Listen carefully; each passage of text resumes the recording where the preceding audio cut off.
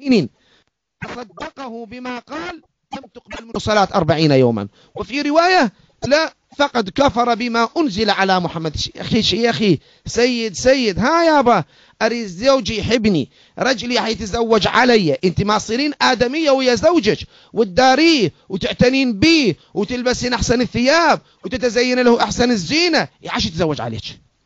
هو ايش يتزوج عليك غير انت تجي له بالعصبة وتجي له بريحة البصل وتولولين وتصيحين ونطب، ها جبت التمان، جبت الخيار، جبت الطماطة، والها شوف ابنك والها عايفنا ومخلينا، والها شيلقي يقلي ضيم وظلايم، وبالتالي يريد مرة ثانية لعل أن تسعده. لكن إذا فات وهلا والنبي حياك، يا هلا سأل الله أن يحفظك ويعينك، الحمد لله على سلامتك، شلونك اليوم، وتجيبي له طشت المي وتغسلي الرجله أو تاخذين هدومه من عنده وروح اغسل يلا توضى وأكلته جاهزة وحارة، وبعد ذلك الشاي، وبعد ذلك تحضري له الفراش، يدور عليك؟ والله ما يدور عليك، والله ما يتزوج عليك فرد نوب.